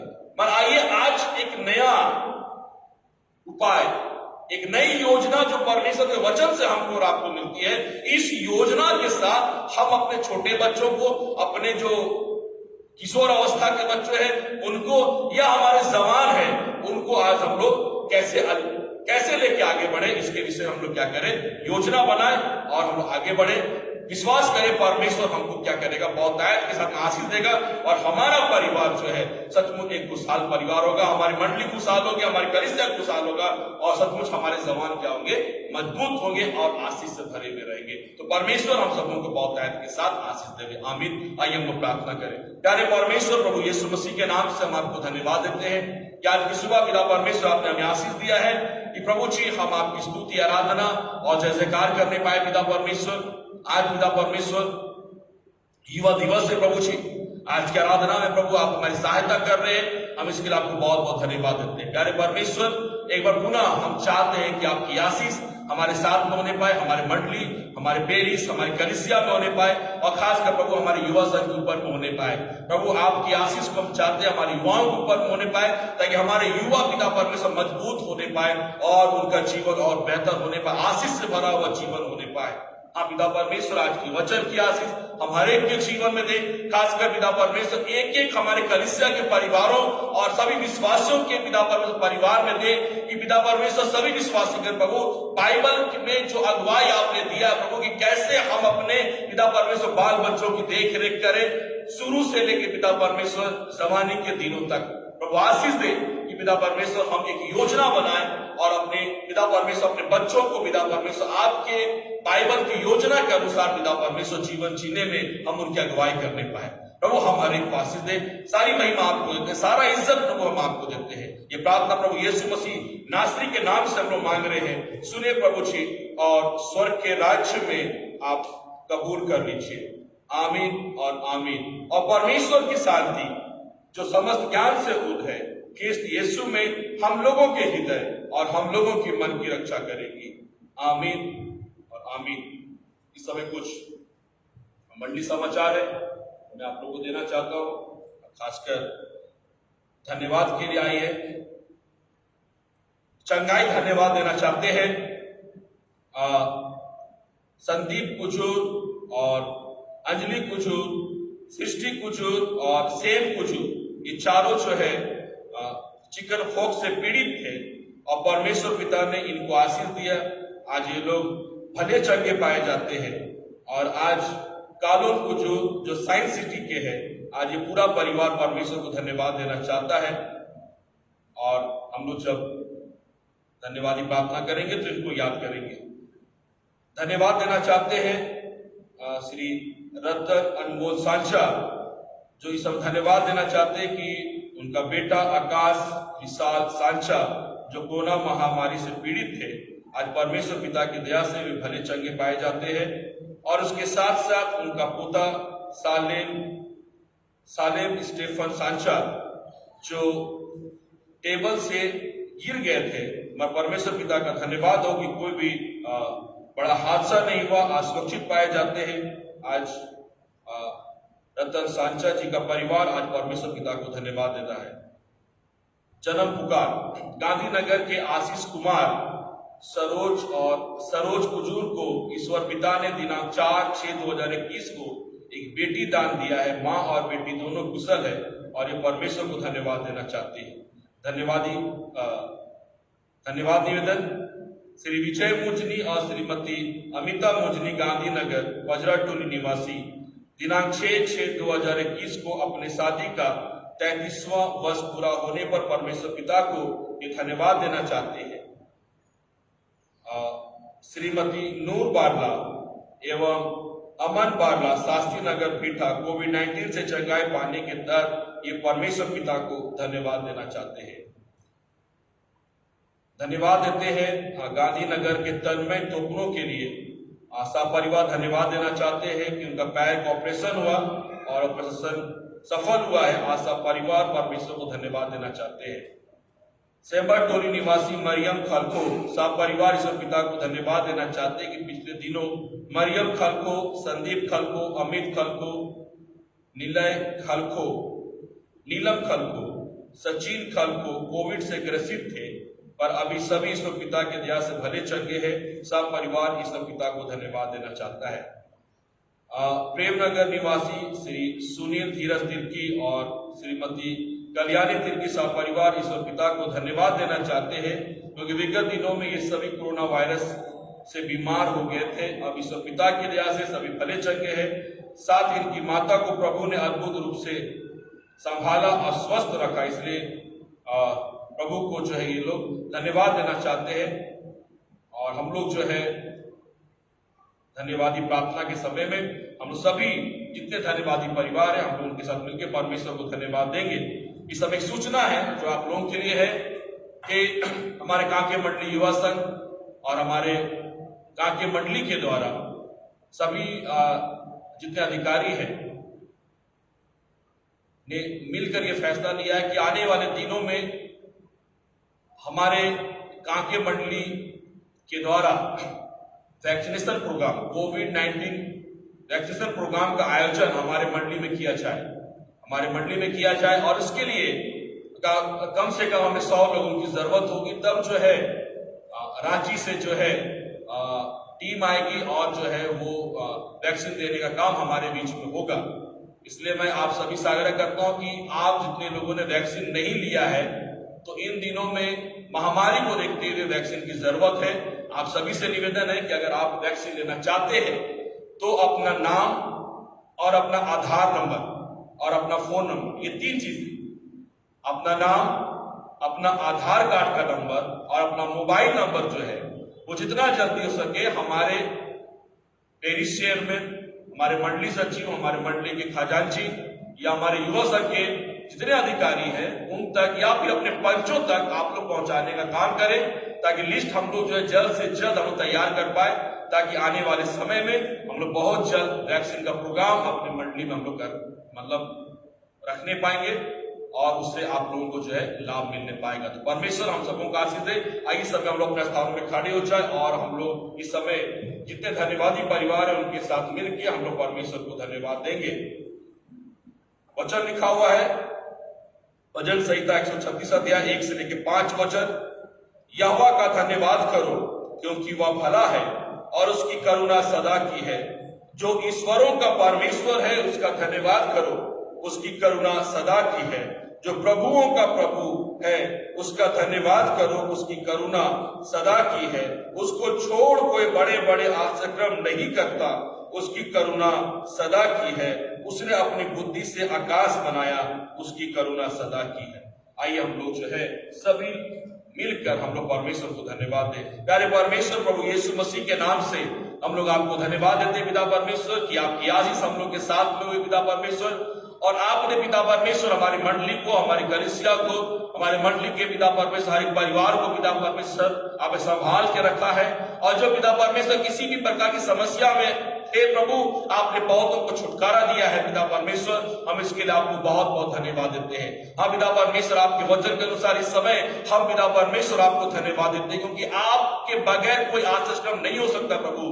वचन में लिखने पिता परमेश्वर ने पढ़ा कि पिता परमेश्वर बड़े बड़े आश्चर्य काम सिर्फ आप करते हैं मेरे परमेश्वर, और यहोवा की स्तुति करो पिता परमेश्वर, ऐसा लिखा है। इस समय हम आपको धन्यवाद देते पिता परमेश्वर। इस समय गांधीनगर के पिता परमेश्वर तन्मय टोप्पो और उनका पूरा परिवार आपको धन्यवाद देना चाहता है मेरे परमेश्वर कि आपने पिता परमेश्वर उस पिता परमेश्वर तन्मय टोप्पो के पिता परमेश्वर पैरों का ऑपरेशन पिता परमेश्वर असफलता पूर्वक होने पाया है। पिता परमेश्वर, हम इसके लिए आपको धन्यवाद देते हैं प्रभु कि आपने पिता परमेश्वर इनके पैरों का ऑपरेशन जो भी होना था मेरे परमेश्वर, आपके अगुवाई में, आपकी सहायता से, आपकी मदद से सफलता पूर्वक होने पाया है मेरे परमेश्वर। हम आपको बहुत बहुत धन्यवाद देते हैं और प्रार्थना है मेरे परमेश्वर कि आने वाले समय में जो भी समय कमजोरी होगा पिता परमेश्वर, जो भी घाव होगा, जो भी पिता परमेश्वर इस समय उसके पैरों में जख्म होगा, मेरे परमेश्वर सबको यीशु मसीह के नाम से आप ठीक कर दीजिए प्रभु। इस समय हम आपके लहू की सामर्थ को उसके पैरों में लगाते हैं प्रभु, और प्रार्थना है कि वो भाई पिता परमेश्वर जल्द से जल्द पिता परमेश्वर सब प्रकार के पिता परमेश्वर कमजोरियों से, रोगों से, दुर्बलताओं से, जख्म से उबरने पाए और पिता परमेश्वर संपूर्ण चंगाई को प्राप्त कर आपकी महिमा करने पाए। हाँ पिता परमेश्वर, हम भाई तन्मय टोप्पो और उनके परिवार के लोगों को आज की सुबह आपके हाथ में समर्पित करते हैं, आपकी आशीष उनके साथ में होने पाए पिता परमेश्वर। इस समय धन्यवाद देते हैं पिता परमेश्वर सेंबटोली निवासी मरियम खलको और उनके पूरे परिवार के लोगों के साथ मिलकर प्रभु हम लोग आपको धन्यवाद देते हैं कि पिता परमेश्वर आपने उनके पूरे परिवार के लोगों को पिता परमेश्वर जो कोविड-19 से ग्रसित थे प्रभु जी, आपने चंगाई की आशीष को दिया है। आज पिता परमेश्वर इनका पूरा परिवार पिता परमेश्वर आपके द्वारा चंगाई पाता प्रभु, हम आपको धन्यवाद देते हैं और इनके साथ मिलकर पिता परमेश्वर हम आपको धन्यवाद का बलिदान चाहते हैं। मरियम खलको और इनके पूरे परिवार के साथ मिलकर हम आपको धन्यवाद देते हैं पिता परमेश्वर, इनके धन्यवादी बलिदान को और हमारे धन्यवादी बलिदान को आप कबूल कर ले और पिता परमेश्वर पूरे परिवार को हम आपके हाथों में समर्पित करते हैं। आशीष दे, इनकी दुर्बलताएं कमजोरियां दूर होने पाए और ये लोग पिता परमेश्वर आपके यीशु नाम में प्रभु इनका जीवन सुरक्षित पाया जाए। पिता परमेश्वर आप बहुतायत के साथ इनको आशीष दे। इससे पिता परमेश्वर हम लोग प्रार्थना करते हैं कि आपने पिता परमेश्वर पीठा निवासी श्रीमती नूर बारला और अमन बारला को पिता परमेश्वर आपने आशीष दिया। ये भी कोविड-19 में थे पिता परमेश्वर, आज ये लोग प्रभु आपके सामर्थ्य से चंगाई को प्राप्त करते हैं प्रभु, आपको धन्यवाद देना चाहते हैं। हम पिता परमेश्वर नूर बारला और उनके पूरे परिवार के साथ मिलकर आपको धन्यवाद का बलिदान चाहते हैं। महान परमेश्वर आप हम हर एक के धन्यवादी बलिदान को आप कबूल कर ले और प्रार्थना मेरे परमेश्वर आप इनके संग साथ होने आने वाले समय में, ताकि इनका जीवन यीशु मसीह नासरी के नाम में सुरक्षित पाया जाए, आपकी आशीष इन लोगों के साथ में होने पाए। आप पिता परमेश्वर समय हम धन्यवाद देना चाहते हैं गांधीनगर के आशीष कुमार और सरोज कुजूर को पिता परमेश्वर आपने 4/6/2021 को एक बेटी दान दिया प्रभु जी। आज पिता परमेश्वर माँ और बेटी दोनों स्वस्थ है प्रभु, हम इसके लिए आपको धन्यवाद देते हैं। प्यारे परमेश्वर एक बार पुनः हम इस पूरे परिवार की प्रार्थना करते प्रभु, आपकी आशीष प्रभु इनके साथ में होने पाए और पिता परमेश्वर माँ और बेटी को हम आपके हाथों में पिता परमेश्वर देते हैं। ये पिता परमेश्वर आप इनको पिता आशीष दे, स्वस्थ रख और इनका जीवन यीशु नाम में सुरक्षित पाया जाए। पिता परमेश्वर हम इनके साथ मिलकर आपको धन्यवाद देते हैं। प्यारे परमेश्वर हम हर एक के धन्यवादी बलिदान को आप कबूल कर ले और इस परिवार के ऊपर में आपकी सुरक्षा और आपकी आशीष पिता परमेश्वर बनी रहने पाए। इसमें पिता परमेश्वर हम धन्यवाद देना चाहते हैं श्री विजय मुजनी और श्रीमती अमिता मुजनी को पिता परमेश्वर आज प्रभु जी आपकी आशीष से 6/6/2021 को पिता परमेश्वर अपने शादी के 33 वर्ष को प्रभु ये लोग पूरा करने पाते हैं। आज ये पूरा परिवार आपको धन्यवाद देना चाहता है। हाँ परमेश्वर हम इनके साथ मिलकर आपको धन्यवाद देते प्रभु कि एक लंबे समय तक पिता परमेश्वर आपने इनको आशीष दिया है, सुरक्षित रखा है, स्वस्थ रखा है पिता परमेश्वर, और एक आशीषित पिता परमेश्वर जीवन को दिया है। 33 वर्ष तक पिता परमेश्वर ये लोग साथ में प्रभु, हम इसके लिए आपको धन्यवाद देते हैं। और इस पिता परमेश्वर हम इस पूरे परिवार के साथ मिलकर आपको धन्यवाद का बलिदान देते हैं। प्यारे परमेश्वर, हमारे धन्यवादी बलिदान को आप कबूल कर और इस परिवार को पिता परमेश्वर आप आशीष दे, ताकि इनका पूरा परिवार प्रभु यीशु मसीह के नाम में सुरक्षित पाया जाए। प्रभु जी, समय में प्रार्थना करते हैं श्री रतन सांचा और उनके पूरे परिवार के साथ मिलकर हम आपको धन्यवाद देना चाहते हैं पिता परमेश्वर, कि आपने पिता परमेश्वर भाई आकाश विशाल सांचा को पिता परमेश्वर आशीष दिया। कोविड-19 में थे पिता परमेश्वर, आपने पिता परमेश्वर की चंगाई की आशीष अपनी सामर्थ्य को दिया। और आज भाई पिता परमेश्वर भाई आकाश सांचा पिता परमेश्वर कोरोना महामारी से बाहर निकल नहीं पाते हैं, चंगाई को प्राप्त करते हैं। प्रभु जी, हम इसके लिए पिता परमेश्वर आपको धन्यवाद देते हैं पिता परमेश्वर, कि आपने प्रभु भाई के जीवन को आशीष दिया और ये चंगाई प्राप्त करके पिता परमेश्वर आपकी महिमा के लिए पिता परमेश्वर पूरा परिवार आपको धन्यवाद देता है। पिता परमेश्वर इनके धन्यवादी बलिदान को आप कबूल कर ले। और पिता परमेश्वर इनका पिता परमेश्वर पोता जो पिता परमेश्वर 5/6/2021 को पिता परमेश्वर टेबल से पिता परमेश्वर गिर गया था, मगर प्रभु जी आपकी आशीष रही कि कोई भी पिता परमेश्वर बड़ा हादसा पिता परमेश्वर आपने होने नहीं दिया। आज उस बच्चे को पिता परमेश्वर आपने प्रभु संभाला, आशीष दिया, आज ये सुरक्षित है मेरे परमेश्वर। आज ये पूरा परिवार प्रभु आपको धन्यवाद देना चाहता है पिता परमेश्वर। इस समय हम हर एक जन मिलके पिता परमेश्वर श्री रतन सांचा जी के पूरे परिवार के साथ मिलकर हम आपको धन्यवाद का बलिदान देते हैं। प्यारे परमेश्वर, हमारे धन्यवादी बलिदान को आप कबूल कर, और प्रार्थना मेरे परमेश्वर इनके पूरे परिवार को आपके हाथों में समर्पित करते आपकी आशीष होने पाए, ताकि इनका पूरा परिवार प्रभु आप यीशु नाम में पिता परमेश्वर ये सुरक्षित पाए जाए और इनके जीवन से प्रभु आपके नाम को महिमा मिलने पाए। आज की सुबह प्रभु हम इनके पूरे परिवार के लोगों को प्रभु यीशु मसीह के नाम से आशीष देते हैं। इस पिता परमेश्वर हम प्रार्थना करते हैं प्रेमनगर निवासी पिता परमेश्वर श्री सुनील धीरज तिर्की और श्रीमती कल्याणी तिर्की, जबकि इनका पूरा परिवार पिता परमेश्वर कोविड-19 में ये लोग थे प्रभु जी। आज पिता परमेश्वर ये लोग भले चंगे हैं और आप परमेश्वर पिता को प्रभु जी धन्यवाद देना चाहते हैं। हम पिता परमेश्वर इनके पूरे परिवार के साथ मिलकर हम लोग आपको धन्यवाद का बलिदान देते हैं प्रभु, कि आपकी आशीष रहे पिता परमेश्वर, कि ये हमारे प्रियजन कोविड-19 से पिता परमेश्वर आज बाहर निकलने पाते हैं, और आपने पिता परमेश्वर की माता को भी पिता परमेश्वर अभी तक संभाल के रखा प्रभु जी। पिता परमेश्वर, हम तिर्की परिवार के साथ मिलकर आपको धन्यवाद का बलिदान दे रहे हैं। महान परमेश्वर, हमारा धन्यवादी बलिदान को आप कबूल कर लीजिए। धन्यवाद पिता परमेश्वर, और इनके पूरे परिवार को आप संभालिए, ताकि आने वाले समय में ये परिवार सुरक्षित रहने पाए। एक बार पुनः प्रभु सारी आदर महिमा प्रभु हम आपको देते हैं। और जितने पिता परमेश्वर आज धन्यवाद देने के लिए पिता परमेश्वर हमारे प्रियजन प्रभु आपके सम्मुख उपस्थित हुए प्रभु जी, हर एक के जीवन को, हर एक के परिवार को नाम बा नाम एक पुनः आपके हाथों में समर्पित करते मेरे परमेश्वर आशीष दे, ताकि इनका परिवार और पिता परमेश्वर परिवार के एक लोग यीशु मसीह के नाम में सुरक्षित पाए जाए। प्रभु आपका धन्यवाद हो, सारी महिमा आपको देते हैं, सारा इज्जत प्रभु हम आपको देते हैं, और ये प्रार्थना को प्रभु यीशु मसीह नासरी के नाम से मांग रहे हैं। सुने प्रभु, और स्वर्ग के राज्य में आप पूरा कर दीजिए। आमीन और आमीन। ईश्वर को धन्यवाद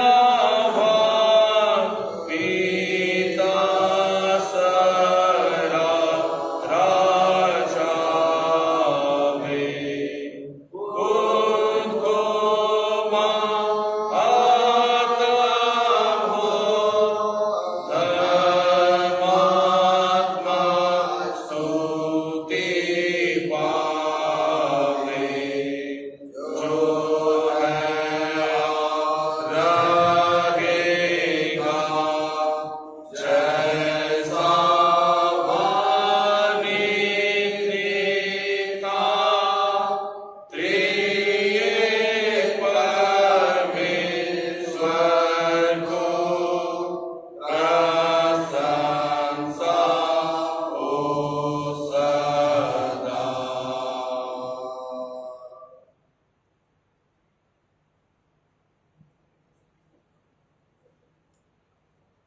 आइए हम अंतिम गीत गाएंगे साक्षीवाणी से, गीत नंबर 336।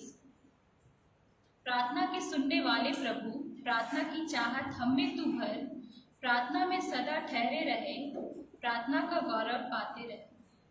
प्रार्थना के सुनने वाले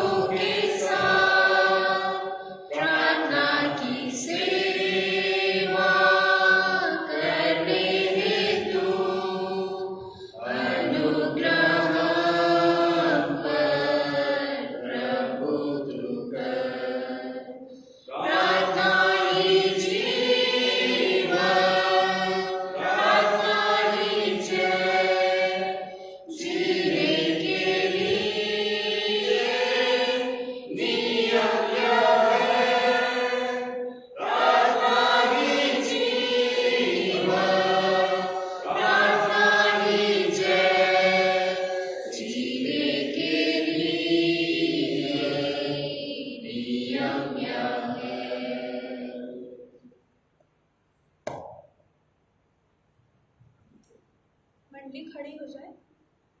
हम प्रार्थना करें। हे प्रभु परमेश्वर स्वर्गवासी पिता, हम तेरी विनती करते हैं कि अपनी क्रिस्तानी कलीसिया और उसके सारे सेवकों की अगुवाई कर कि वे तेरे वचन के निर्मल उपदेश में ठहरे, जिससे सच विश्वास और प्रेम में हम बढ़े और दृढ़ाया जावे। हे प्रभु, भारत रिपब्लिक के हमारे राष्ट्रपति, प्रधानमंत्री, इस प्रांत के राज्यपाल, मुख्यमंत्री, राष्ट्रीय और राजकीय सभाओं और मंत्रिमंडलों और न्यायियों और हाकिमों और सब कर्मचारियों को आशीष दे और उनकी अगुवाई कर कि वे न्याय और धर्म से देश की सेवा करें और हम कुशल चैन से सारी भक्ति और गंभीरता से काल बितावें। हमारी कलीसिया के बिशप, कलीसिया के पदाधिकारियों और सभी कार्यकर्ताओं और कलीसियाई सभाओं को आशीष दे कि वे इस मंडली को तेरी पवित्र इच्छा के अनुसार चलावे।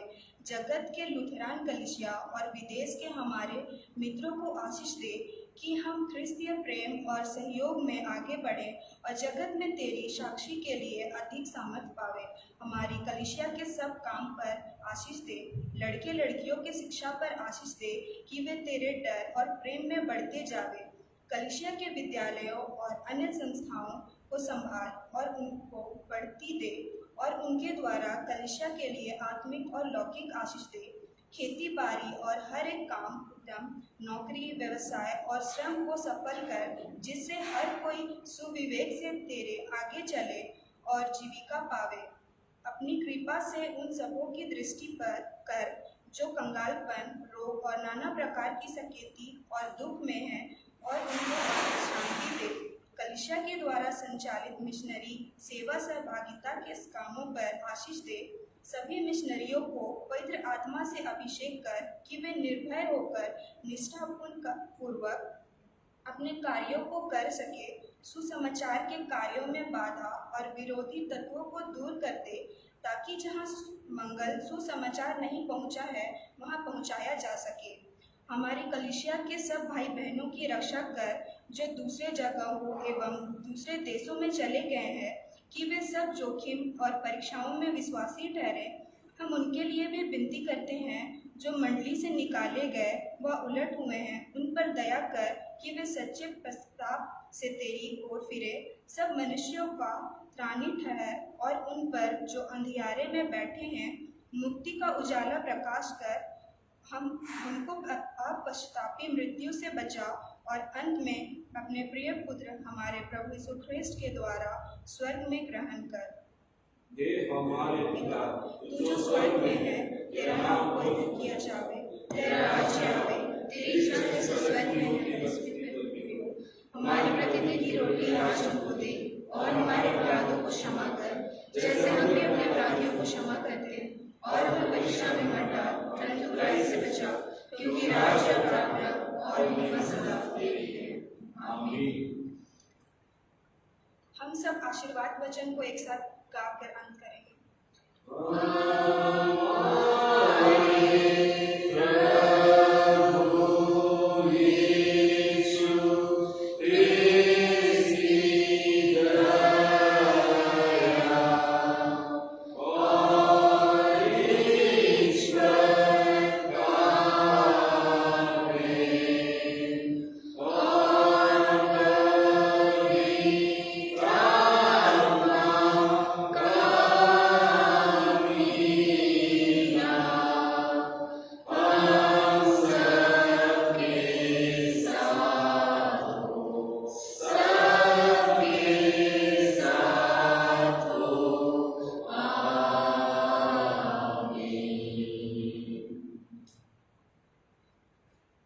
आप सबों को युवा दिवस की ओर से हमारे मंडली युवा संघ की ओर से आप सबों को बहुत बहुत बधाई और शुभकामनाएं, हमारी पूरी कलीसिया को। और उसके साथ साथ एक सूचना देनी है कि आने वाले 9 जून को हमारे छोटानागपुर की कलीसिया के लिए बहुत ही विशेष दिन है, क्योंकि उस दिन हमारी कलीसिया अपना स्थापना दिवस मनाती है। कलीसिया स्थापना दिवस 9 जून को होती है और इस दिन की जो है धन्यवाद गिरजा आराधना जो हमारे मंडली में होगी वो शाम के 7 बजे से होगी। समय का ध्यान दीजिएगा, शाम के 7 बजे से जो है हमारी मंडली में कलीसिया स्थापना दिवस की गिरजा आराधना शाम के 7 बजे 9 जून को होगी। परमेश्वर आप सबों को बहुत आयत का दे। आप सबों को यीशु